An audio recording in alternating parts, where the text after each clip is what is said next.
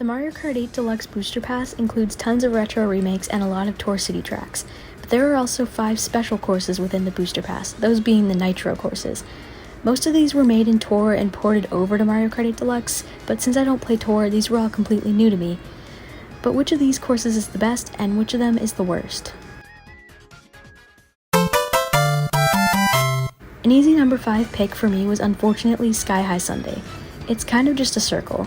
The overall idea of the track is cool, and I've always loved that sort of candy or food aesthetic with video game levels. I like what they were going for here, but it just doesn't visually look as good as it could.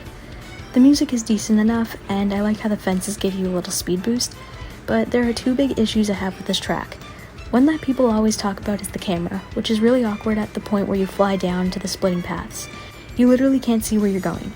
You will get used to it through muscle memory eventually, but it's honestly just really bad design, and I'm surprised Nintendo hasn't fixed it yet. Another issue I have with this track is it feels small and linear compared to the rest of the Nitro tracks in the Booster Course Pass. I don't hate Sky High Sundae, but it just doesn't compare to how great the next 4 tracks are. My favorite holiday has always been Christmas, so I was really excited to play Merry Mountain, and it did not disappoint. I just couldn't place it any higher than this. There's no big issues with this track, but the rest of the Nitros are just so good that Merry Mountain couldn't compare, unfortunately. That's not at all saying that this track is bad. In fact, it's one of my favorite snow-themed tracks in Mario Kart.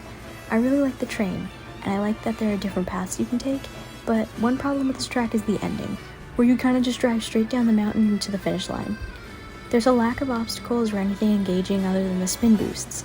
If we look at another track that has a downhill descent, being Mount Wario, we can see that this track succeeded in making the journey down a lot more fun, with mini hills to trick on, a gliding section, boost panels, and fun turns. Of course, I wouldn't expect Merry Mountain to have all of this, especially on a small section of the course, but it is one little thing holding the course back. Ninja Hideaway is really where these Nitros start to get really good. I can honestly say I don't dislike any of the Nitros, even Sky High Sundae. And something else I can say for sure is I absolutely love the top 3 tracks. In fact, they're some of my favorite tracks in Mario Kart overall.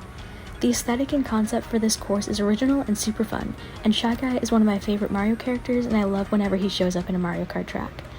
You start off driving into the Ninja Hideaway itself, and you are immediately presented with 2 paths.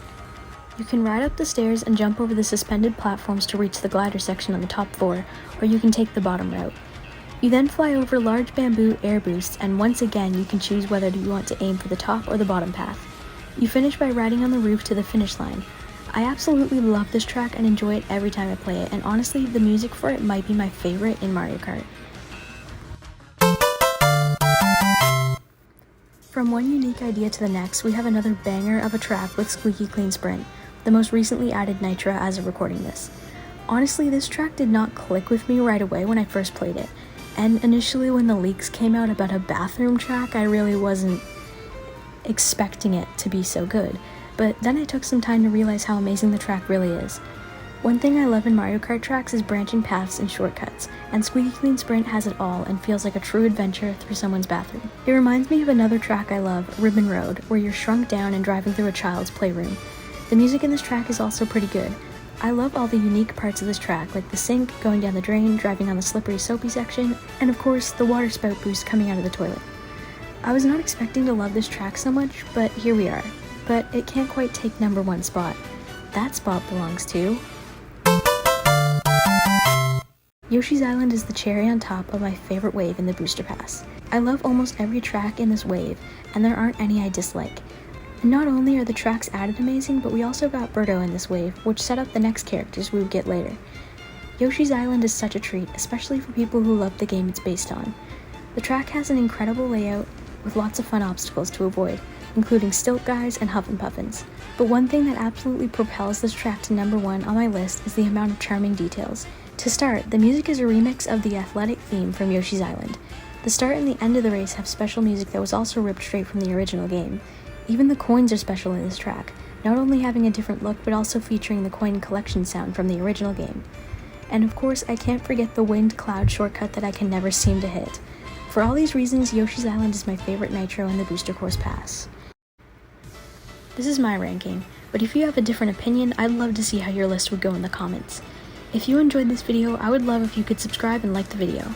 I plan to rank all 96 Mario Kart 8 Deluxe tracks when Wave 6 comes out, so stay tuned for that. Until next time, thanks so much for watching and have a great day or night.